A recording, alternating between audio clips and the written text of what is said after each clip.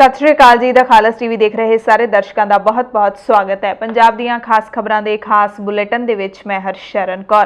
अज 23 October है अते अज की अहम खबर यह है कि अज भी पंजाब दे विच किसानी संघर्ष के दरम्यान कई थावां दे उत्ते प्रधानमंत्री मोदी, अंबानी, अडानी दे पुतले ने जिहड़े ओह फूके जाणगे। किसान मजदूर संघर्ष कमेटी दे वल्लों इसका ऐलान किया गया सी ते परसों नूं दशहरा है। दशहरे वाले दिन तां पूरे पंजाब दे विच इन्हां तिन्नां दे पुतले ने जिहड़े ओह फूके जाणगे। कल जिहड़ा लंघिया है ओहदी दोपहर नूं किसानां ने रेलवे ट्रैक खाली कर दिते ने ते माल गड्डियां नूं लंघण दी इजाजत दे दित्ती है, पर देवीदासपुरा रेलवे ट्रैक ते धरना 29 अक्तूबर तक इसे तरह जारी रहेगा। बादलों दीयां बसां नूं भी हुण किसान घेरन लगे ने। किहड़ी थां तो यह खबर है अमृतसर जिले दे विच तुहानूं सुणावांगे। बरात दे विच भी किसान एकता दे नारे गूंजण लगे ने।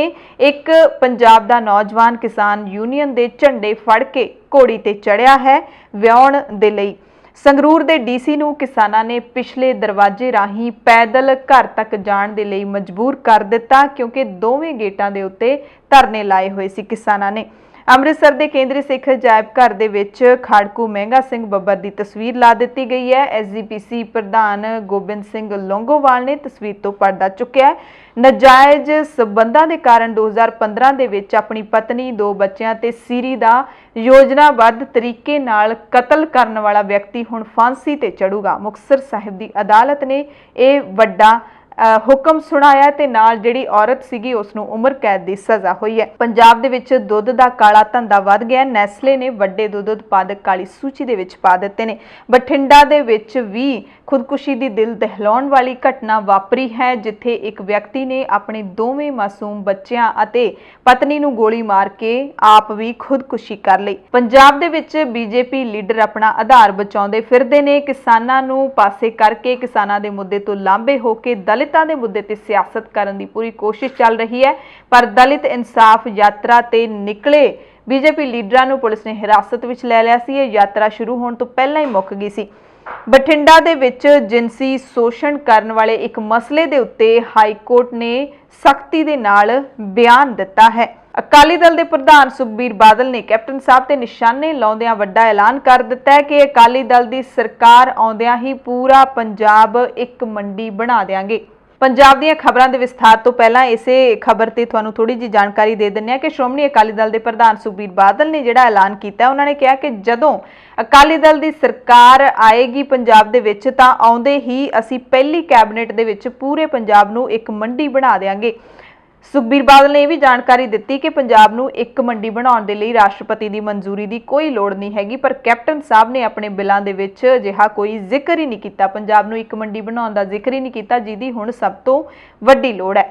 पंजाब दीयां खबरां दे विस्तार दे विच हुण किसानां दे संघर्ष की गल कर लैंदे आ। पंजाब दीयां खबरां दे विस्तार दे विच सब तो पहला गल किसानी संघर्ष की। किसान जथेबंदियां ने जिवें 21 अक्तूबर नूं ऐलान किया सी कि 22 अक्तूबर तो असीं सारे रेलवे ट्रैक माल गड्डियां दे लई खाली कर देवांगे ते उसे तहत 22 अक्तूबर नूं किसान जथेबंदियां ने दोपहरे 3 बजे तो बाद अपने धरने रेलवे स्टेशनां ते तब्दील कर दिते। रेलवे ट्रैक खाली करके रेलवे स्टेशन ते प्लेटफार्म दे उत्ते तब्दील कर ले तां जो माल गड्डियां लंघ सकण, पर किसानां ने रेलवे स्टेशनां तो अपना मोर्चा नहीं चुक्या है। सिर्फ 15 दिन लई 5 नवंबर तक 15 दिन लई ये जिहड़े रेलवे ट्रैक खाली किए ने, मोर्चे मुलतवी किए ने। सिर्फ माल गड्डियां नूं लंघण देणगे, यात्री रेल गड्डियां उस तरह बंद रहणगियां। पर जिहड़ा देवीदासपुरा रेलवे ट्रैक है अमृतसर दे विच उत्थे किसान मजदूर संघर्ष कमेटी दे वल्लों मोर्चा लाया होया है। पिछले 24 सितंबर तो लैके ਉਹ ਜਿਹੜਾ ट्रैक है देवीदासपुरा रेलवे ट्रैक है उसनूं खाली नहीं किया जाएगा। इसका ऐलान जथेबंदी के सूबा जनरल सकत्तर सरवण सिंह पंधेर ने कर दिता है। सरवण सिंह पंधेर ने कहा कि माल गड्डियां लंघण दे लई ब्यास तो तरनताਰਨ राही रेलवे के कोल बदलवां रूट मौजूद है, इस करके असीं देवीदासपुरा रेलवे ट्रैक खाली नहीं कर रहे। पर फिरोजपुर जिले के बस्ती टैंकां वाली दे विच जिहड़ा रेलवे ट्रैक ते चल रहा धरना है वो असीं मुलतवी कर दिता है। ਉੱਥੋਂ ਰੇਲਵੇ ਟਰੈਕ ਖਾਲੀ ਕਰ ਦਿੱਤਾ ਹੈ। ਉੱਥੇ ਪਹਿਲਾਂ ਕਿਸਾਨਾਂ ਨੇ ਜਿਹੜਾ ਨਰਿੰਦਰ ਮੋਦੀ ਦਾ ਪ੍ਰਧਾਨ ਮੰਤਰੀ ਨਰਿੰਦਰ ਮੋਦੀ ਦਾ ਪੁਤਲਾ ਫੂਕਿਆ। ਉਸ ਤੋਂ ਬਾਅਦ ਫਿਰੋਜ਼ਪੁਰ ਦੇ ਬਸਤੀ ਟੈਂਕਾਂ ਵਾਲੀ ਤੋਂ ਜਿਹੜਾ ਧਰਨਾ ਸੀ ਉਹ ਉੱਥੋਂ ਚੱਕ ਦਿੱਤਾ। ਪਰ 5 ਨਵੰਬਰ ਤੱਕ ਉਦੋਂ ਕਿਸਾਨ ਜਥੇਬੰਦੀਆਂ ਦੀ ਮੁੜ ਤੋਂ ਬੈਠਕ ਹੋਏਗੀ। ਦੇਖਣਗੇ ਕੀ ਮਾਹੌਲ ਹੈ, ਕੇਂਦਰ ਕਿਹੜੇ ਰੌਂ ਦੇ ਵਿੱਚ ਹੈ, ਉਸ ਤੋਂ ਬਾਅਦ ਅਗਲਾ ਕੋਈ ਫੈਸਲਾ ਲਿਆ ਜਾਊਗਾ।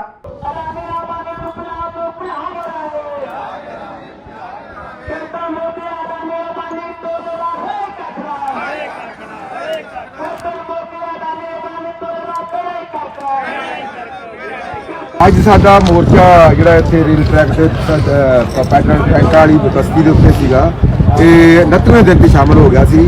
ਅੱਜ ਜੋ ਸਾਡੀ ਕੱਲ ਕੋਰ ਕਮੇਟੀ ਦੀ ਮੀਟਿੰਗ ਲੱਗੀ ਆ, ਉਹਦੇ ਤਰੀਕੇ ਉਹਦੇ ਵਿੱਚ ਜੋ ਫੈਸਲਾ ਕੀਤਾ ਕਿ ਆ ਜਿਹੜਾ ਬਸਤੀ ਟੈਂਕਾਂ ਵਾਲੀ ਜਿਹੜਾ ਵਾ ਉਹਨੂੰ ਮੁਲਤਵੀ ਕਰਤਾ ਗਿਆ ਧਰਨੇ ਨੂੰ ਅੱਜ ਤੇ ਇਹਨੂੰ, ਤੇ ਜਿਹੜਾ ਦੇਵੀਦਾਸਪੁਰ ਆ ਉਹ ਧਰਨਾ ਸਾਡਾ ਜਿਹੜਾ ਉੱਥੇ ਮੋਰਚਾ ਪੱਕਾ ਮੋਰਚਾ ਉਹ ਲਗਾਤਾਰ ਰੇਲਵੇ ਟਰੈਕ ਤੇ ਜਾਰੀ ਰਹੇਗਾ।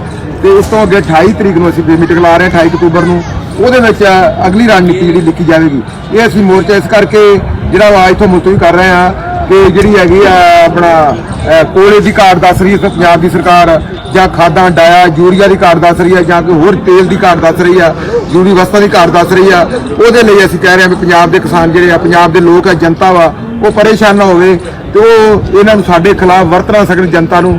ਇਸ ਕਰਕੇ ਅਸੀਂ ਫੈਸਲਾ ਲਿਆ ਵੀ ਪੈਟਰਨ ਟੈਂਕਾਂ ਵਾਲੀ ਬਸਤੀ ਤੋਂ ਅਸੀਂ ਜਿਹੜਾ ਵਾ ਉਹ ਧਰਨਾ ਮੁਲਤਵੀ ਕਰ ਦਿੱਤਾ ਵਾ।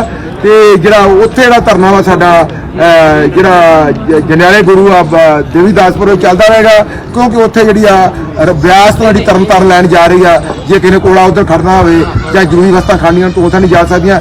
ਇਸ ਕਰਕੇ ਉਹ ਰੇਲਵੇ ਲਾਈਨ ਤੇ ਸਾਡਾ ਧਰਨਾ ਜਾਰੀ ਰਹੇਗਾ। ਤੇ ਕਿਸਾਨ ਮਜ਼ਦੂਰ ਸੰਘਰਸ਼ ਕਮੇਟੀ ਦੇ ਵੱਲੋਂ ਜਿਹੜਾ ਦੇਵੀਦਾਸਪੁਰਾ ਰੇਲਵੇ ਟਰੈਕ ਦੇ ਉੱਤੇ ਮੋਰਚਾ ਲਾਇਆ ਹੋਇਆ ਹੈ ਉਹ 29 ਅਕਤੂਬਰ ਤੱਕ ਜਾਰੀ ਰਹੇਗਾ।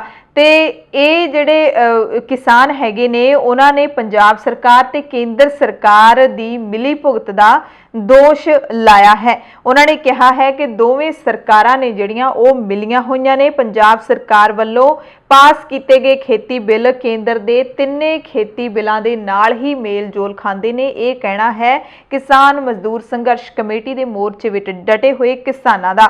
ਭਾਰਤੀ ਕਿਸਾਨ ਯੂਨੀਅਨ ਏਕਤਾ ਉਗਰਾਹਾਂ ਦੇ ਵੱਲੋਂ ਵੀ ਲਗਾਤਾਰ ਧਰਨੇ ਦਿੱਤੇ ਜਾ ਰਹੇ ਨੇ। ਵੱਖ-ਵੱਖ ਪਿੰਡਾਂ ਸ਼ਹਿਰਾਂ ਦੇ ਵਿੱਚ ਮੋਰਚੇ ਲੱਗੇ ਹੋਏ ਨੇ। ਟੋਲ ਪਲਾਜ਼ੇ ਉਸੇ ਤਰ੍ਹਾਂ ਘੇਰੇ ਜਾ ਰਹੇ ਨੇ। ਰਿਲਾਇੰਸ ਦੇ ਪੈਟਰੋਲ ਪੰਪ ਜਿਹੜੇ ਸਿੱਧੇ ਸਿਆਸੀ ਲੀਡਰਾਂ ਦੇ ਪੈਟਰੋਲ ਪੰਪ ਨੇ ਜਾਂ ਫਿਰ ਸਿੱਧਾ ਰਿਲਾਇੰਸ ਕੰਪਨੀ ਦੇ ਅਧੀਨ ਚੱਲ ਰਹੇ ਨੇ, ਉਹ ਸਾਰੇ ਉਹਨਾਂ ਦਾ ਘਿਰਾਓ ਹੈ ਜਿਹੜਾ ਉਹ ਜਾਰੀ ਰੱਖਣ ਦਾ ਐਲਾਨ ਕੀਤਾ ਗਿਆ ਹੈ। ਬਾਕੀ ਜਿਹੜੇ ਡੀਲਰਾਂ ਦੇ ਵੱਲੋਂ ਚਲਾਏ ਜਾ ਰਹੇ ਨੇ ਉਹਨਾਂ ਨੂੰ ਖਾਲੀ ਕਰ ਦਿੱਤਾ ਜਾਏਗਾ। ਆਉਂਦੇ 2-4 ਦਿਨਾਂ ਦੇ ਵਿੱਚ ਛਾਂਟੀ ਕਰਕੇ ਕਿਸਾਨ ਉਹਨਾਂ ਪੈਟਰੋਲ ਪੰਪਾਂ ਨੂੰ ਚੱਲਣ ਦੀ ਇਜਾਜ਼ਤ ਦੇਣਗੇ। ਪਿੰਡ ਘਰਾਚੋਂ ਜ਼ਿਲ੍ਹਾ ਸੰਗਰੂਰ ਦੇ ਵਿੱਚ ਬੀਜੇਪੀ ਦੇ ਕਿਸਾਨ ਸੈੱਲ ਦੇ ਨਾਲ ਰਲਦੇ ਮਨਿੰਦਰ ਕਪਿਆਲ ਨੇ ਦੁਕਾਨਦਾਰਾਂ ਨੂੰ ਗੁੰਮਰਾਹ ਕਰਕੇ ਆਰਡੀਨੈਂਸਾਂ ਦੀ ਜਾਗਰੂਕਤਾ ਦੀ ਖਬਰ ਲਵਾਈ ਸੀ। ਉਸ ਬਾਰੇ ਜਥੇਬੰਦੀ ਨੇ ਯਾਨੀ ਕਿ ਕਿਸਾਨਾਂ ਨੇ ਉੱਥੇ ਰੋਸ ਪ੍ਰਦਰਸ਼ਨ ਕੀਤਾ ਤੇ ਕੁਝ ਸੁਨੇਹਾ ਜਿਹੜਾ ਉਹ ਭੇਜਿਆ ਹੈ ਬੀਜੇਪੀ ਦੇ ਇਸ ਵਿਅਕਤੀ ਨੂੰ, ਉਹ ਤੁਹਾਨੂੰ ਸੁਣਾਉਂਦੇ ਆ। ਭਾਰਤੀ ਕਿਸਾਨ ਯੂਨੀਅਨ ਏਕਤਾ ਉਗਰਾਹਾਂ ਦੇ ਵੱਲੋਂ ਜਿਹੜਾ ਇਹ ਧਰਨਾ ਲੱਗਿਆ ਹੋਇਆ, ਮੋਰਚਾ ਲੱਗਿਆ ਹੋਇਆ, ਉਸ ਦੇ ਵਿੱਚ ਕਿਸਾਨਾਂ ਨੇ ਕੀ ਕਿਹਾ ਹੈ ਇਸ ਮਸਲੇ ਨੂੰ ਲੈ ਕੇ ਉਹ ਤੁਹਾਨੂੰ ਸੁਣਾਉਂਦੇ ਆ। ਮੈਂ ਹਰਜਿੰਦਰ ਸਿੰਘ ਘਰਾਚੋਂ, ਬਲਾਕ ਆਗੂ ਭਵਾਨੀਗੜ੍ਹ, ਜ਼ਿਲ੍ਹਾ ਸੰਗਰੂਰ। ਭਾਰਤੀ ਕਿਸਾਨ ਯੂਨੀਅਨ ਏਕਤਾ ਉਗਰਾਹਾਂ ਦੇ ਅਸੀਂ ਨੁਮਾਇੰਦੇ ਆ। ਆ ਸਾਡੇ ਸਾਰੇ ਪਿੰਡ ਦੇ ਨੁਮਾਇੰਦੇ ਨੇ, ਵਰਕਰ ਨੇ, ਸਾਡੇ ਨਾਲ ਮਾਮਾ ਭੈਣਾਂ ਨੇ। ਆ ਸਾਡੇ ਪਿੰਡ ਇੱਕ ਜਿਹੜਾ ਬੀਜੇਪੀ ਦਾ ਕਪਿਆਲ ਪਿੰਡ ਦਾ ਮਨਿੰਦਰ ਆ, ਉਹ ਬਣਿਆ ਫਿਰਦਾ ਕਿਸਾਨ ਸੈੱਲ ਦਾ ਪ੍ਰਧਾਨ।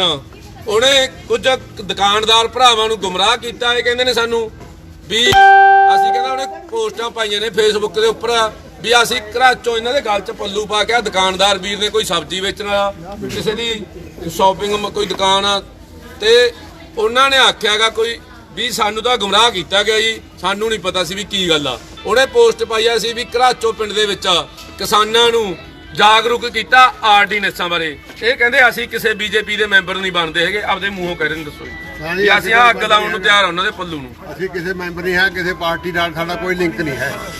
ਅਸੀਂ ਤੁਹਾਡੇ ਨਾਲ ਪਾਣੀ ਦੀ ਸਮੱਸਿਆ ਕਰਕੇ ਇਹ ਸਾਡਾ ਪਿੰਡ ਦਾ ਭਾਈਚਾਰਾ ਜਿਹੜਾ ਅਸੀਂ ਇਹ ਸਾਡੇ ਨਾਲ ਸਹਿਮਤ ਨੇ। ਅਸੀਂ ਇਹਨਾਂ ਨਾਲ ਸਹਿਮਤ ਆ। ਇਹ ਕਹਿੰਦੇ ਨੇ ਵੀ ਸਾਨੂੰ ਗੁੰਮਰਾਹ ਕੀਤਾ ਬੀਜੇਪੀ ਦਾ ਮਨਿੰਦਰ ਕਪਿਆਲ ਆ, ਅਸੀਂ ਉਹਨੂੰ ਵੀ ਦੱਸਾਂਗੇ, ਉਹਦਾ ਵੀ ਕਰਕੇ ਦੇਵਾਂਗੇ ਨਾ ਕੋਈ। ਮੈਂ ਲਾ बीजेपी सरकार मुर्दाबाद, बीजेपी सरकार मुर्दाबाद, मोदी सरकार मुर्दाबाद, मोदी सरकार मुर्दाबाद, केंद्र की सरकार मुर्दाबाद, मुर्दाबाद, पार्टियां दे चमचे मुर्दाबाद, भारतीय किसान जूनियर गराहां जिंदाबाद, भारतीय किसान जूनियर गराहां जिंदाबाद। ਪੰਜਾਬ ਦੀਆਂ ਸਾਰੀਆਂ ਕਿਸਾਨ ਜਥੇਬੰਦੀਆਂ ਦੇ ਵੱਲੋਂ ਦੁਸਹਿਰੇ ਵਾਲੇ ਦਿਨ ਪੁਤਲੇ ਫੂਕਣ ਦੀ ਵੀ ਸੱਦੇ ਨੇ ਜਿਹੜੇ ਉਹ ਦਿੱਤੇ ਜਾ ਰਹੇ ਨੇ। ਕਾਲੇ ਖੇਤੀ ਕਾਨੂੰਨਾਂ ਦੇ ਵਿਰੁੱਧ ਮੋਦੀ ਕਾਰਪੋਰੇਟ ਤੇ ਸਾਮਰਾਜ ਦੇ ਪੁਤਲੇ ਫੂਕ ਕੇ ਦੁਸਹਿਰਾ ਮਨਾਓ। ਇਹ ਭਾਰਤੀ ਕਿਸਾਨ ਯੂਨੀਅਨ ਏਕਤਾ ਉਗਰਾਹਾਂ ਨੇ ਇੱਕ ਪੋਸਟਰ ਹੈ ਜਿਹੜਾ ਉਹ ਜਾਰੀ ਕੀਤਾ ਹੈ, ਉਹ ਅਸੀਂ ਤੁਹਾਨੂੰ ਸਕਰੀਨ ਦੇ ਉੱਤੇ ਦਿਖਾ ਰਹੇ ਹਾਂ। ਉਹਨਾਂ ਨੇ ਲਿਖਿਆ ਕਿ ਸਥਾਨ ਮੰਡੀ ਕਿੱਲਿਆਂਵਾਲੀ ਦੀ ਦਾਣਾ ਮੰਡੀ ਦੇ ਵਿੱਚ ਸਵੇਰੇ 11 ਵਜੇ ਤੋਂ 3 ਵਜੇ ਤੱਕ ਨਾਟਕ ਮਦਾਰੀ ਹੈ ਜਿਹੜਾ ਉਹ ਖੇਡਿਆ ਜਾਵੇਗਾ ਕੀਰਤੀ ਕਿਰਪਾਲ ਦੇ ਵੱਲੋਂ। ਤੇ ਇਸ ਮੌਕੇ ਜਿਹੜੇ ਰਾਵਣ ਬਣਾ ਕੇ ਪ੍ਰਧਾਨ ਮੰਤਰੀ ਨਰਿੰਦਰ ਮੋਦੀ, ਅੰਬਾਨੀ ਅਤੇ ਅਡਾਨੀ ਇਹਨਾਂ ਦੇ ਪੁਤਲੇ ਨੇ ਜਿਹੜੇ ਉਹ ਫੂਕੇ ਜਾਣਗੇ। ਜਥੇਬੰਦੀ ਨੇ ਸਾਰੇ ਕਿਸਾਨਾਂ, ਮਜ਼ਦੂਰਾਂ, ਨੌਜਵਾਨ ਔਰਤਾਂ, ਦੁਕਾਨਦਾਰਾਂ, ਮੁਲਾਜ਼ਮਾਂ ਤੇ ਹੋਰ ਕਾਰੋਬਾਰੀਆਂ ਨੂੰ ਪਰਿਵਾਰਾਂ ਸਮੇਤ ਪਹੁੰਚਣ ਦੀ ਅਪੀਲ ਕੀਤੀ ਹੈ। ਇਹ ਜਿਹੜਾ ਮੰਡੀ ਕਿੱਲਿਆਂਵਾਲੀ ਦੀ ਦਾਣਾ ਮੰਡੀ ਦੇ ਵਿੱਚ ਸਵੇਰੇ 11 ਵਜੇ ਤੋਂ ਦੁਪਹਿਰੇ 3 ਵਜੇ ਤੱਕ ਨਾਟਕ ਮਦਾਰੀ ਹੈ ਜਿਹੜਾ ਉਹ ਵੀ ਪੇਸ਼ ਕੀਤਾ ਜਾਊਗਾ। ਸੋ ਕਿਸਾਨਾਂ ਦੇ ਇਸ ਰੋਹ ਦੇ ਵੱਖੋ ਵੱਖਰੇ ਰੰਗ ਵੀ ਦੇਖਣ ਨੂੰ ਮਿਲ ਰਹੇ ਨੇ। ਅੰਮ੍ਰਿਤਸਰ ਦੇ ਵਿੱਚ ਹੁਣ ਕਿਸਾਨਾਂ ਨੇ ਬਾਦਲਾਂ ਦੀ ਬੱਸ ਘੇਰ ਕੇ ਰੋਸ ਪ੍ਰਦਰਸ਼ਨ ਕੀਤਾ। ਜੰਡਿਆਲਾ ਗੁਰੂ ਦੇ ਨੇੜੇ ਬਾਦਲਾਂ ਦੀ ਮਾਲਕੀ ਵਾਲੀ ਆਰਬਿਟ ਕੰਪਨੀ ਦੀ ਬੱਸ ਰੋਕ ਕੇ ਨਾਅਰੇਬਾਜ਼ੀ ਕੀਤੀ, ਰੋਸ ਪ੍ਰਦਰਸ਼ਨ ਕੀਤਾ। ਕਿਸਾਨ ਕਹਿੰਦੇ ਨੇ ਕਿ ਬਾਦਲ ਪਰਿਵਾਰ ਹਾਲੇ ਵੀ ਮੋਦੀ ਸਰਕਾਰ ਦੇ ਨਾਲ ਹੀ ਰਲਿਆ ਹੋਇਆ। ਇੱਕੋ ਹੀ ਗੱਲ ਹੈ, ਸਿਰਫ ਵੋਟਾਂ ਦੀ ਖਾਤਰ ਉਹਨਾਂ ਨੇ ਕੁਝ ਸਮੇਂ ਦੇ ਲਈ ਗੱਠਜੋੜ ਤੋੜਿਆ ਹੈ। ਇੱਕ ਖਬਰ ਤੁਹਾਨੂੰ ਸੰਗਰੂਰ ਤੋਂ ਦੱਸਦੇ ਹਾਂ, ਜਿੱਥੇ ਕਿਸਾਨ ਮਾਰੂ ਕਾਨੂੰਨਾਂ ਦੇ ਖਿਲਾਫ ਚੱਲ ਰਹੇ ਕਿਸਾਨ ਧਰਨੇ ਦੌਰਾਨ ਬੇਨੜਾ ਪੈਟਰੋਲ ਪੰਪ ਤੇ ਧਰਨਾ ਲੱਗਿਆ ਹੋਇਆ ਸੀ। ਉੱਥੇ ਕਿਸਾਨ ਮੇਘਰਾਜ ਨਾਗਰੀ ਦੀ ਮੌਤ ਹੋ ਗਈ ਸੀ ਕੁਝ ਦਿਨ ਪਹਿਲਾਂ। ਉਹਦੇ ਪਰਿਵਾਰ ਨੂੰ ਮੁਆਵਜ਼ਾ ਦਿਵਾਉਣ ਦੇ ਲਈ ਹਜ਼ਾਰਾਂ ਕਿਸਾਨਾਂ ਨੇ ਭਾਰਤੀ ਕਿਸਾਨ ਯੂਨੀਅਨ ਏਕਤਾ ਉਗਰਾਹਾਂ ਦੀ ਅਗਵਾਈ ਵਿੱਚ ਸੰਗਰੂਰ ਦੇ ਡਿਪਟੀ ਕਮਿਸ਼ਨਰ ਦਾ ਦਫ਼ਤਰ ਘੇਰਿਆ ਸੀ। ਕਿਸਾਨਾਂ ਨੇ ਡੀਸੀ ਦਫ਼ਤਰ ਦੇ ਦੋਵੇਂ ਮੁੱਖ ਗੇਟਾਂ ਦੇ ਉੱਤੇ ਨਾਕਾਬੰਦੀ ਕਰਦਿਆਂ ਧਰਨਾ ਲਾਇਆ ਸੀ। ਦਫ਼ਤਰ ਬੈਠੇ ਡੀਸੀ ਰਾਮਵੀਰ ਨੂੰ ਜਿਵੇਂ ਹੀ ਘਿਰਾਓ ਦਾ ਪਤਾ ਲੱਗਿਆ ਤਾਂ ਡੀਸੀ ਨੇ ਆਪਣੀ ਗੱਡੀ ਰਾਹੀਂ ਦਫ਼ਤਰ ਦੇ ਪਿਛਲੇ ਦਰਵਾਜ਼ੇ ਤੋਂ ਲੰਘਣ ਦੀ ਕੋਸ਼ਿਸ਼ ਕੀਤੀ, ਪਰ ਕਿਸਾਨਾਂ ਨੇ ਫਿਰ ਵੀ ਡੀਸੀ ਨੂੰ ਘੇਰਾ ਪਾ ਲਿਆ ਤੇ ਦਫ਼ਤਰ ਮੁੜਨ ਲਈ ਮਜਬੂਰ ਕਰ ਦਿੱਤਾ ਸੀ। ਇਸ ਤੋਂ ਬਾਅਦ ਡੀਸੀ ਜ਼ਿਲ੍ਹਾ ਖਜ਼ਾਨਾ ਦਫ਼ਤਰ ਵਾਲੇ ਪਾਸਿਓਂ ਬਾਜ਼ਾਰ ਵਾਲੇ ਗੇਟ ਦੇ ਰਾਹੀਂ ਸਖਤ ਸੁਰੱਖਿਆ ਪ੍ਰਬੰਧਾਂ ਹੇਠ ਪੈਦਲ ਚੱਲ ਕੇ ਆਪਣੇ ਦਫ਼ਤਰ ਚੋਂ ਬਾਹਰ ਨਿਕਲੇ। ਕਿਸਾਨ ਦੀ ਮੌਤ 9 ਅਕਤੂਬਰ ਨੂੰ ਹੋਈ ਸੀ, ਜਿਸ ਦਾ ਹਾਲੇ ਤੱਕ ਅੰਤਿਮ ਸੰਸਕਾਰ ਨਹੀਂ ਕੀਤਾ ਗਿਆ ਕਿਉਂਕਿ ਪ੍ਰਸ਼ਾਸਨ ਦੇ ਵੱਲੋਂ ਮੁਆਵਜ਼ਾ ਨਹੀਂ ਦਿੱਤਾ ਜਾ ਰਿਹਾ। ਸੋ ਸੰਗਰੂਰ ਦੇ ਕਿਸਾਨਾਂ ਨੇ ਸੰਗਰੂਰ ਦੇ ਹੀ ਡੀਸੀ ਨੂੰ ਦਫ਼ਤਰ ਦੇ ਵਿੱਚੋਂ ਪੈਦਲ ਘਰੇ ਜਾਣ ਦੇ ਲਈ ਮਜਬੂਰ ਕਰ ਦਿੱਤਾ। ਇਹ ਲੋਕ ਰੋਹ ਦੀ ਸ਼ਕਤੀ ਹੈ ਜਿਹੜੀ ਹਰ ਦਿਨ ਵੱਖਰੇ ਰੂਪ ਦੇ ਵਿੱਚ ਸਾਨੂੰ ਦੇਖਣ ਨੂੰ ਮਿਲ ਰਹੀ ਹੈ।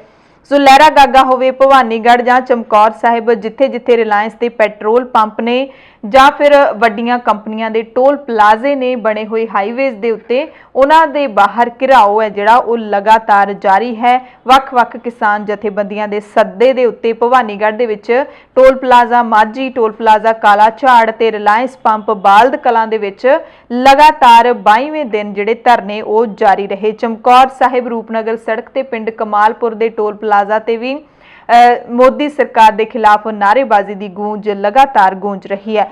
ਹੁਣ ਅਸੀਂ ਤੁਹਾਨੂੰ ਭਵਾਨੀਗੜ੍ਹ ਤੋਂ ਇੱਕ ਖਬਰ ਦਿਖਾਉਂਦੇ ਹਾਂ ਜਿਹੜੀ ਕਿ ਆਪਣੇ ਆਪ ਦੇ ਵਿੱਚ ਇਸ ਕਿਸਾਨੀ ਸੰਘਰਸ਼ ਦੇ ਵਿੱਚ ਇਤਿਹਾਸ ਦੇ ਵਜੋਂ ਯਾਦ ਰਹੇਗੀ। ਪਿੰਡ ਘਰਾਚੋਂ ਦੇ ਭਾਰਤੀ ਕਿਸਾਨ ਯੂਨੀਅਨ ਉਗਰਾਹਾਂ ਦੇ ਬਲਾਕ ਆਗੂ ਹਰਜਿੰਦਰ ਸਿੰਘ ਘਰਾਚੋਂ ਦਾ ਚਚੇਰਾ ਭਰਾ ਯਾਦਵਿੰਦਰ ਸਿੰਘ, ਉਸਨੇ ਆਪਣੀ ਬਰਾਤ ਹੈ ਜਿਹੜੀ ਉਹ ਕਿਸਾਨ ਯੂਨੀਅਨ ਦੇ ਝੰਡੇ ਲੈ ਕੇ ਰਵਾਨਾ ਕੀਤੀ। ਬਰਾਤ ਰਵਾਨਾ ਹੋਣ ਮੌਕੇ ਕਿਸਾਨ ਏਕਤਾ ਜ਼ਿੰਦਾਬਾਦ ਦੇ ਨਾਅਰੇ ਲੱਗੇ।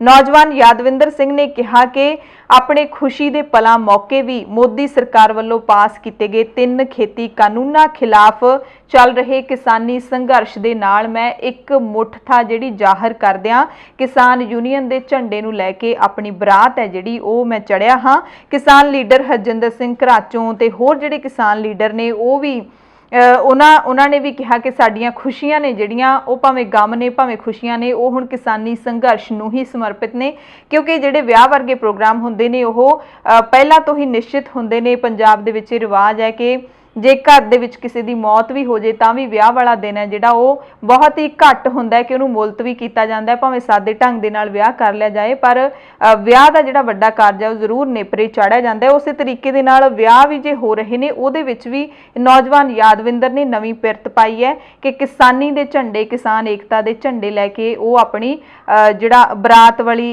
ਕਾਰ ਦੇ ਵਿੱਚ ਉਹ ਰਵਾਨਾ ਹੋਏ ਨੇ ਤੇ ਕਿਸਾਨ ਏਕਤਾ ਜ਼ਿੰਦਾਬਾਦ ਦੇ ਨਾਅਰੇ ਵੀ ਲਾਏ ਗਏ।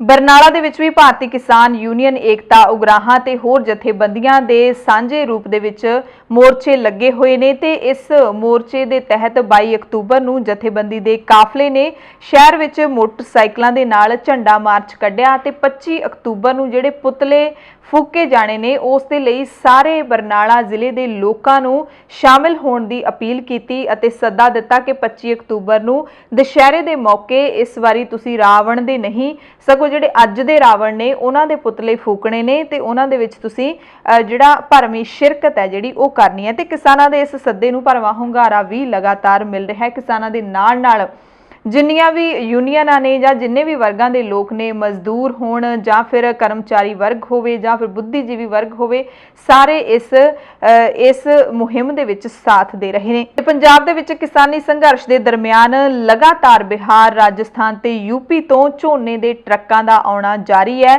ਤੇ ਲਗਾਤਾਰ ਧਰਨੇ ਤੇ ਬੈਠੇ ਕਿਸਾਨ ਇਹਨਾਂ ਟਰੱਕਾਂ ਨੂੰ ਕਾਬੂ ਵੀ ਕਰ ਰਹੇ ਨੇ। ਹੁਣ ਸਮਰਾਲਾ ਦੇ ਵਿੱਚ ਟੋਲ ਟੈਕਸ ਤੇ ਬੈਠੇ ਕਿਸਾਨਾਂ ਨੇ ਝੋਨੇ ਦੇ 5 ਵੱਡੇ ਟਰਾਲਿਆਂ ਨੂੰ ਟੋਲ ਟੈਕਸ ਤੋਂ ਸ਼ਹਿਰ 'ਚ ਦਾਖਲ ਹੋਣ ਸਮੇਂ ਰੋਕ ਲਿਆ। ਕਿਸਾਨਾਂ ਦੇ ਵੱਲੋਂ ਪੁਲਿਸ ਮਾਰਕੀਟ ਕਮੇਟੀ ਸਮਰਾਲਾ ਦੇ ਹਵਾਲੇ ਇਹਨਾਂ ਨੂੰ ਕਰ ਦਿੱਤਾ ਗਿਆ। ਸੋ ਇਸ ਮੌਕੇ ਕਿਸਾਨ ਯੂਨੀਅਨ ਦੇ ਲੀਡਰਾਂ ਨੇ ਦੱਸਿਆ ਕਿ ਅਸੀਂ ਟੋਲ ਟੈਕਸ ਸਮਰਾਲਾ ਦੇ ਵਿੱਚ ਧਰਨਾ ਦਿੱਤਾ ਹੋਇਆ। ਸਾਨੂੰ ਕੁਝ ਕਿਸਾਨ ਲੀਡਰਾਂ ਨੇ ਦੱਸਿਆ ਸੀ ਕਿ ਇਸ ਟੋਲ ਪਲਾਜ਼ਾ ਤੋਂ ਜਿਹੜੇ ਝੋਨੇ ਦੇ ਭਰੇ ਟਰੱਕ ਨਿਕਲਦੇ ਨੇ ਉਹਨਾਂ ਤੇ ਜ਼ਰੂਰ ਨਿਗਰਾਨੀ ਰੱਖਿਓ ਕਿਉਂਕਿ ਉਹ ਬਾਹਰਲੇ ਸੂਬਿਆਂ ਤੋਂ ਆਉਂਦੇ ਨੇ, ਉੱਥੋਂ ਘੱਟ ਭਾਅ ਤੇ ਝੋਨਾ ਖਰੀਦ ਕੇ ਪੰਜਾਬ ਦੇ ਵਿੱਚ ਵੱਧ ਭਾਅ ਤੇ ਵੇਚ ਕੇ ਪੈਸਾ ਕਮਾਉਣਾ ਚਾਹੁੰਦੇ ਨੇ। ਤੇ ਹੁਣ ਕਿਸਾਨਾਂ ਦੇ ਇਸ ਸੰਘਰਸ਼ ਦੇ ਵਿੱਚ ਇੱਕ ਹੋਰ ਕੜੀ ਵੀ ਜੁੜ ਗਈ ਹੈ ਕਿ ਕਿਸਾਨ ਇਹਨਾਂ ਟਰੱਕਾਂ ਨੂੰ ਵੀ ਥਾਂ ਤੇ ਲੱਗੇ ਟੋਲ ਪਲਾਜ਼ਿਆਂ ਦੇ ਉੱਤੇ ਜਾਂ ਫਿਰ ਸਰਹੱਦਾਂ ਤੇ ਨਾਕੇ ਲੱਗੇ ਨੇ ਉੱਥੇ ਰੋਕ ਰਹੇ ਨੇ। ਕਿਸਾਨਾਂ ਦੇ ਇਸ ਸੰਘਰਸ਼ ਦੇ ਵਿੱਚ ਸ਼ੰਭੂ ਬਾਰਡਰ ਤੇ ਜਿਹੜਾ ਲੱਗਾ ਮੋਰਚਾ ਹੈ ਉਹ ਵੀ ਕਾਫੀ ਅਹਿਮੀਅਤ ਰੱਖਦਾ ਹੈ। ਸ਼ੰਭੂ ਬਾਰਡਰ ਦੇ ਉੱਤੇ 4 ਅਕਤੂਬਰ ਤੋਂ ਲਗਾਤਾਰ ਮੋਰਚਾ ਲੱਗਿਆ ਹੋਇਆ ਹੈ।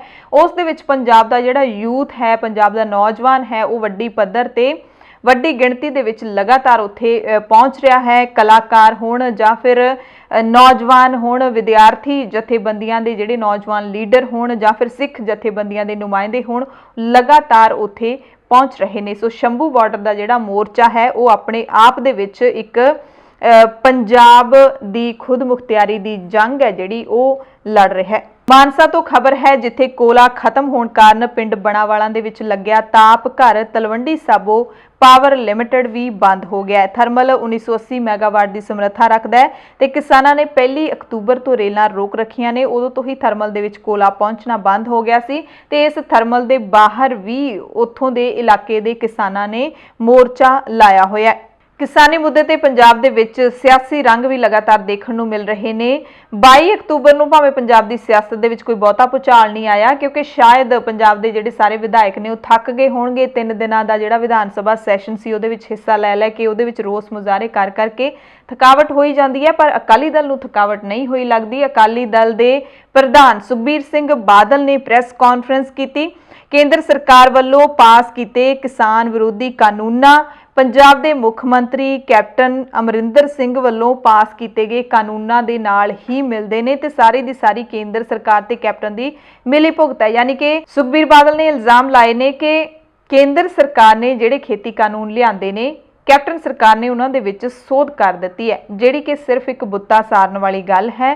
ਦੋਵਾਂ ਦੇ ਵਿੱਚ ਕੋਈ ਬਹੁਤਾ ਫਰਕ ਨਹੀਂ ਹੈ, ਦੋਵਾਂ ਦੀ ਮਿਲੀ ਭੁਗਤ ਹੈ। ਵਿਕਰਮ ਮਜੀਠੀਆ ਵੀ ਲਗਾਤਾਰ ਇਹੀ ਕਹਿ ਰਹੇ ਨੇ ਕਿ ਕੇਂਦਰ ਤੇ ਕੈਪਟਨ ਦੀ ਸਰਕਾਰ ਫਿਕਸ ਮੈਚ ਖੇਡ ਰਹੇ ਨੇ। ਸੁਖਬੀਰ ਬਾਦਲ ਨੇ ਕਿਹਾ ਕਿ ਪਾਣੀ ਦੇ ਮੁੱਦਿਆਂ ਵੇਲੇ ਵੀ ਘਪਲਾ ਹੋਇਆ ਸੀ ਕੈਪਟਨ ਦੀ ਸਰਕਾਰ ਵੇਲੇ, ਉਵੇਂ ਹੀ 2-3 ਮਹੀਨਿਆਂ ਤੋਂ ਪੰਜਾਬ ਦੇ ਕਿਸਾਨਾਂ ਦੇ ਅੰਦਰ ਚੱਲ ਰਹੀ ਖੇਤੀ ਬਿੱਲਾਂ ਦੀ ਬੇਚੈਨੀ ਨੂੰ ਕੇਂਦਰ ਸਰਕਾਰ ਨੇ 3 ਆਰਡੀਨੈਂਸਾਂ ਨੂੰ ਬਿੱਲਾਂ ਦੇ ਰੂਪ 'ਚ ਪੇਸ਼ ਕਰਕੇ ਕਿਸਾਨਾਂ ਦੇ ਗਲ 'ਚ ਹੱਥੀਂ ਫਾਹਾ ਪਾ ਲਿਆ। ਬਾਦਲ ਨੇ ਕਿਹਾ ਕਿ ਕਿਸਾਨਾਂ ਦੀ ਆਖਰੀ ਉਮੀਦ MSP ਦੀ ਸੀ ਕਿ ਕੈਪਟਨ ਸਰਕਾਰ ਉਸ ਨੂੰ ਜ਼ਰੂਰ ਲਾਗੂ ਕਰੇਗੀ, ਉਸ ਨੂੰ ਕਾਨੂੰਨੀ ਬਣਾਇਆ ਜਾਵੇਗਾ, MSP ਨੂੰ ਕਾਨੂੰਨੀ ਬਣਾਇਆ ਜਾਵੇਗਾ, ਪਰ ਅਜਿਹਾ ਕੁਝ ਵੀ ਨਹੀਂ ਕੀਤਾ ਗਿਆ। ਸੁਖਬੀਰ ਬਾਦਲ ਨੇ ਕੀ ਕੁਝ ਕਿਹਾ ਹੈ ਉਹ ਵੀ ਤੁਹਾਨੂੰ ਦੱਸ ਦਿੰਦੇ ਹਾਂ। ਆਪਣੀ ਜਿਹੜੀ ਪਾਰਟੀ ਨੇ ਜੋ ਕੁਝ ਕੀਤਾ, ਸੁਖਬੀਰ ਬਾਦਲ ਦੀ ਆਪਣੀ ਪਾਰਟੀ ਸ਼੍ਰੋਮਣੀ ਅਕਾਲੀ ਦਲ ਨੇ, ਉਸ ਨੂੰ ਲੈ ਕੇ ਵੀ ਬੜੇ ਦਾਅਵੇ ਕੀਤੇ ਗਏ ਕਿ ਸਾਡੀ ਪਾਰਟੀ ਹਮੇਸ਼ਾ ਕਿਸਾਨਾਂ ਦੀ ਪੱਖੀ ਰਹੀ ਹੈ। ਕੈਪਟਨ ਅਮਰਿੰਦਰ ਸਿੰਘ ਨੇ ਕੀਤਾ ਹੈ, ਡਰਾਮਾ ਕੀਤਾ ਹੈ, ਆ ਜਿਹੜਾ ਪੰਜਾਬ ਦੀ ਅਸੈਂਬਲੀ ਚ ਆ ਲਿਆ ਕੇ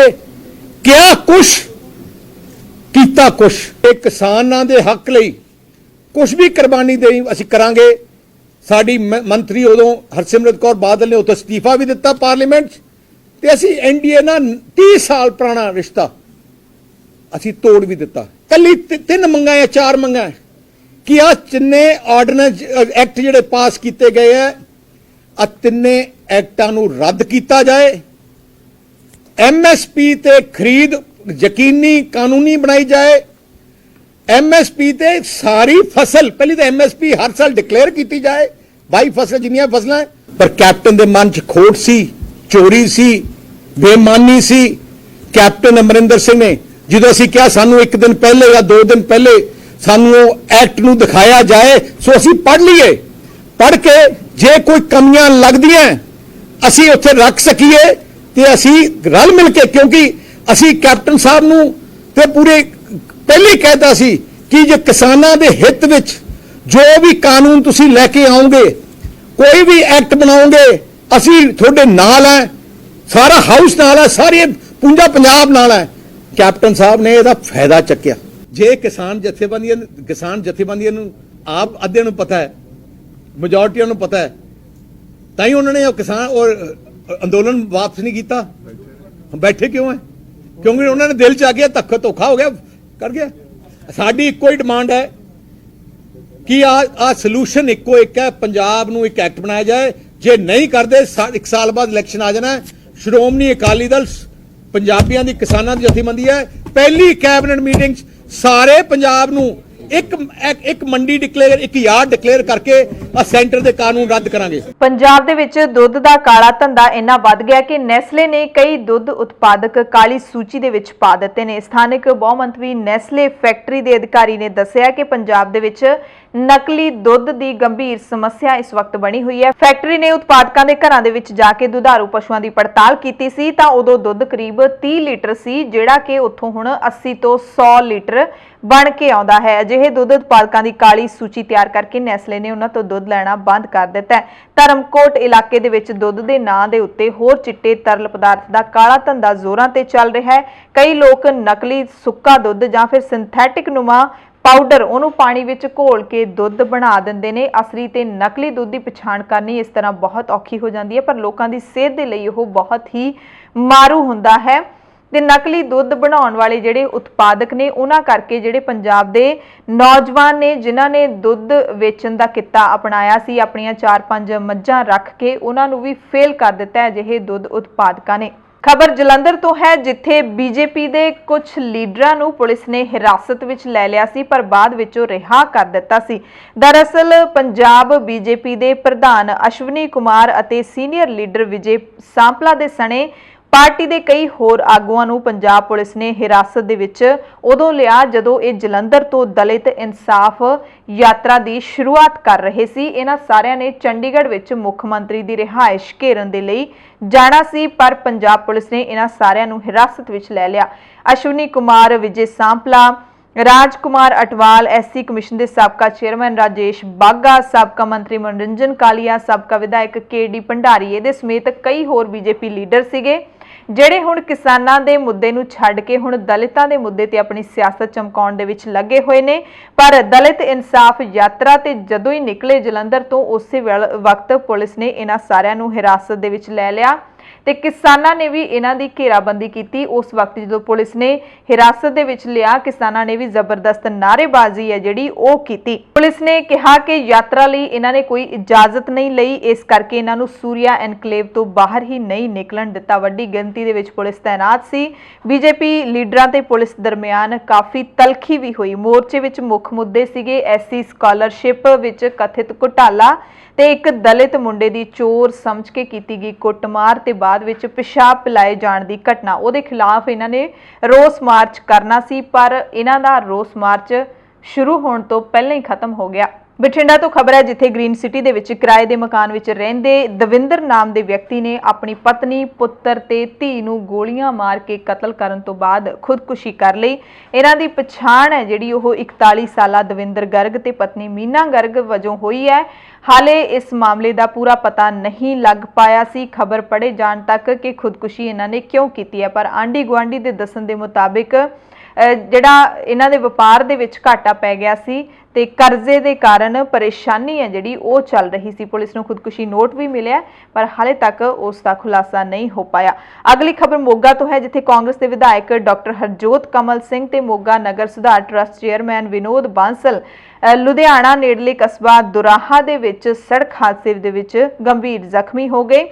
ਰਾਤ ਨੂੰ ਜਿਹੜਾ ਹਾਦਸਾ ਵਾਪਰਿਆ, ਵਿਧਾਇਕ ਤੇ ਚੇਅਰਮੈਨ ਚੰਡੀਗੜ੍ਹ ਤੋਂ ਮੋਗਾ ਜਾ ਰਹੇ ਸੀ। ਦੁਰਾਹਾ ਕੋਲ ਸਾਹਮਣੇ ਤੋਂ ਗਲਤ ਆ ਰਹੀ ਸਕਾਰਪੀਓ ਨਾਲ ਉਹਨਾਂ ਦੀ ਗੱਡੀ ਟਕਰਾ ਗਈ। ਦੋਨਾਂ ਦੀ ਹਾਲਤ ਗੰਭੀਰ ਹੈ ਤੇ ਮੋਗਾ ਦੇ ਨਿੱਜੀ ਹਸਪਤਾਲ ਦੇ ਵਿੱਚ ਦਾਖਲ ਨੇ। ਟੱਕਰ ਕਹਿੰਦੇ ਇੰਨੀ ਭਿਆਨਕ ਸੀ ਕਿ ਵਿਧਾਇਕ ਦੀ ਗੱਡੀ ਦਾ ਅਗਲਾ ਹਿੱਸਾ ਬੁਰੀ ਤਰ੍ਹਾਂ ਦੇ ਨਾਲ ਨੁਕਸਾਨਿਆ ਗਿਆ। ਵਿਧਾਇਕ ਤੇ ਚੇਅਰਮੈਨ ਤੇ ਡਰਾਈਵਰ ਨੂੰ ਬਾਰੀ ਤੋੜ ਕੇ ਬਾਹਰ ਕੱਢਿਆ ਗਿਆ ਤੇ ਹੋਰ ਗੱਡੀ ਦੇ ਉੱਤੇ ਉਹਨਾਂ ਨੂੰ ਮੋਗਾ ਹਸਪਤਾਲ ਦੇ ਵਿੱਚ ਲਿਜਾਇਆ ਗਿਆ। ਸ੍ਰੀ ਮੁਕਤਸਰ ਸਾਹਿਬ ਤੋਂ ਵੀ ਅਪਰਾਧ ਦੀ ਇੱਕ ਘਟਨਾ ਹੈ। ਮੁਕਤਸਰ ਸਾਹਿਬ ਮਲੋਟ ਰੋਡ ਤੇ ਪੈਂਦੇ ਪਿੰਡ ਔਲਖ ਨੇੜੇ ਕਾਰ ਸਵਾਰ ਵਿਅਕਤੀ ਦੇ ਉੱਤੇ ਅਣਪਛਾਤੇ ਵਿਅਕਤੀਆਂ ਵੱਲੋਂ ਗੋਲੀਆਂ ਚਲਾਉਣ ਦੀ ਖਬਰ ਮਿਲੀ ਹੈ, ਜਿਸ ਕਾਰਨ ਕਾਰ ਸਵਾਰ ਦੀ ਮੌਕੇ ਤੇ ਹੀ ਮੌਤ ਹੋ ਗਈ। ਮੁਕਤਸਰ ਸਾਹਿਬ ਵਾਸੀ ਰਣਜੀਤ ਸਿੰਘ ਆਪਣੀ ਪਤਨੀ ਦੇ ਨਾਲ ਪਿੰਡ ਔਲਖ ਦਵਾਈ ਲੈਣ ਗਿਆ ਸੀ। ਇਸ ਦੌਰਾਨ ਇੱਕ ਨਿੱਜੀ ਹਸਪਤਾਲ ਦੇ ਨੇੜੇ ਕਾਰ 'ਚ ਬੈਠੇ ਰਾਣਾ ਦੇ ਉੱਤੇ ਅਣਪਛਾਤੇ ਲੋਕਾਂ ਨੇ ਗੋਲੀਆਂ ਚਲਾ ਦਿੱਤੀਆਂ। ਮੌਕੇ ਤੇ ਹੀ ਉਸ ਦੀ ਮੌਤ ਹੋ ਗਈ।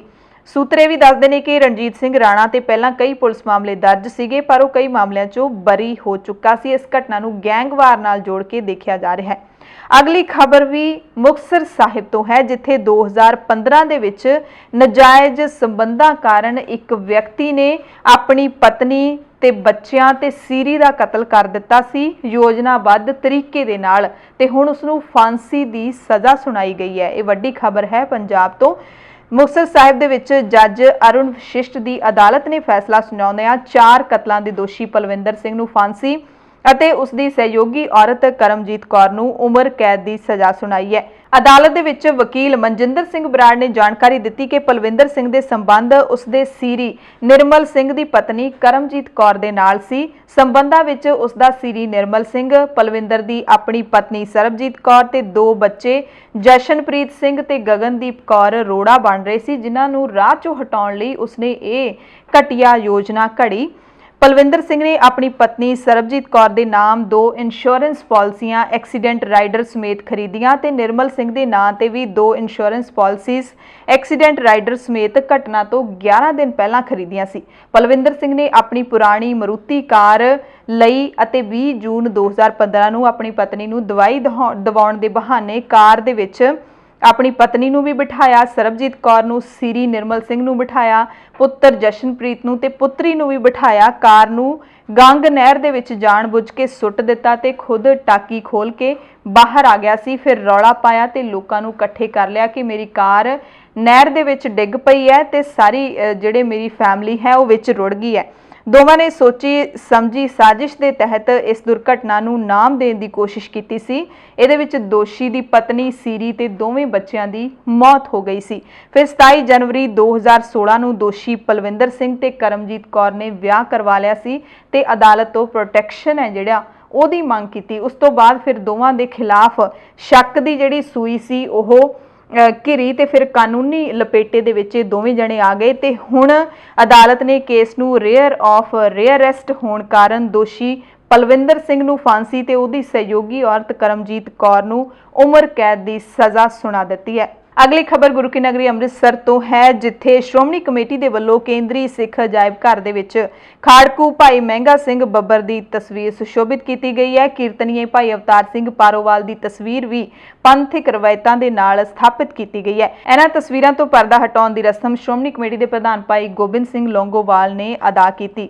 ਮਹਿੰਗਾ ਸਿੰਘ ਬੱਬਰ ਖਾੜਕੂ ਜਥੇਬੰਦੀ ਬੱਬਰ ਖਾਲਸਾ ਨਾਲ ਸੰਬੰਧਿਤ ਸੀ ਅਤੇ ਜੂਨ 1984 ਦੇ ਵਿੱਚ ਜਦੋਂ ਫੌਜੀ ਹਮਲਾ ਹੋਇਆ ਸੀ ਉਸ ਦੇ ਵਿੱਚ ਸ਼ਹੀਦ ਹੋਏ ਸੀ। ਪ੍ਰਧਾਨ ਲੌਂਗੋਵਾਲ ਨੇ ਕਿਹਾ ਕਿ ਭਾਈ ਮਹਿੰਗਾ ਸਿੰਘ 1984 ਹਮਲੇ ਦੇ ਸਭ ਤੋਂ ਪਹਿਲੇ ਸ਼ਹੀਦ ਸਨ। ਉਹਨਾਂ ਦਾ ਸੰਸਕਾਰ ਵੀ ਹਰਮੰਦਰ ਸਾਹਿਬ ਸਮੂਹ ਵਿੱਚ ਹੀ ਕੀਤਾ ਗਿਆ ਸੀ ਤੇ ਮੈਂ ਖੁਦ ਵੀ ਇਸ ਮੌਕੇ ਹਾਜ਼ਰ ਸੀ। ਇਸ ਮੌਕੇ ਭਾਈ ਪਾਰੋਵਾਲ ਅਤੇ ਭਾਈ ਮਹਿੰਗਾ ਸਿੰਘ ਦੇ ਪਰਿਵਾਰਕ ਮੈਂਬਰਾਂ ਨੂੰ ਸਿਰੋਪਾਓ ਦੇ ਕੇ ਵੀ ਸਨਮਾਨਿਤ ਕੀਤਾ ਗਿਆ। ਅਗਲੀ ਖਬਰ ਹੈ, ਯੂਪੀ ਸਰਕਾਰ ਨੇ ਗੁਰਦੁਆਰੇ ਦੇ ਰਾਹ ਦੇ ਵਿੱਚ ਕੰਧ ਕੱਢ ਦਿੱਤੀ ਹੈ। ਇਸ ਮਸਲੇ ਦੇ ਨਾਲ ਜੁੜੀ ਹੋਈ ਹੈ ਤੇ ਸ਼੍ਰੋਮਣੀ ਕਮੇਟੀ ਦੇ ਪ੍ਰਧਾਨ ਗੋਬਿੰਦ ਸਿੰਘ ਲੌਂਗੋਵਾਲ ਨੇ ਯੂਪੀ ਦੇ ਪਿੰਡ ਮੈਮੋਰਾ ਦੇ ਵਿੱਚ ਇੱਕ ਪੁਰਾਤਨ ਗੁਰਦੁਆਰੇ ਦਾ ਰਸਤਾ ਬੰਦ ਕਰਨ ਦੀ ਨਿਖੇਧੀ ਕੀਤੀ ਹੈ ਤੇ ਯੋਗੀ ਸਰਕਾਰ ਨੂੰ ਕਿਹਾ ਕਿ ਸਿੱਖਾਂ ਦੀਆਂ ਭਾਵਨਾਵਾਂ ਦਾ ਖਿਆਲ ਰੱਖਿਆ ਜਾਵੇ।